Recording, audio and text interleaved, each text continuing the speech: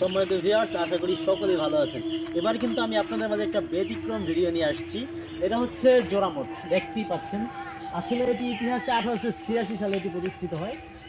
এটি দেখতে আসলে কতটা সুন্দর, আপনার মন কাড়ার মতো। এটি হচ্ছে আপনার মুন্সিগঞ্জ টঙ্গিবাড়ি সোনারং গ্রামে কিন্তু এই শিব মন্দিরটি অবস্থিত। আসলে এটি দেখার মতো, চাইলে কিন্তু আপনি এখানে ঘুরে আসতে পারেন। এটি কিন্তু আপনার ইতিহাসে জোড়ামঠ হিসেবে খুবই পরিচিত। আপনি দেখতেই পাচ্ছেন আসলে বাইরের অংশটা কতটা দৃষ্টিনন্দনীয়, কারণ আসলে বলা চলে এটি কিন্তু একদম দেখার মতোই একটা।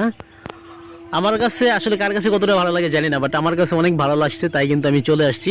এটি যদি আপনার আসতে হয়, এটি হচ্ছে মুন্সিগঞ্জ জেলা, টঙ্গিবাড়ি উপজেলা এবং এটি কিন্তু আপনার সোনারং গ্রামে এই মন্দিরটি অবস্থিত। এই হচ্ছে দেখতে পাচ্ছেন, লেখা আছে এখানে সংরক্ষিত পুরাকীর্তি সোনারং মন্দির।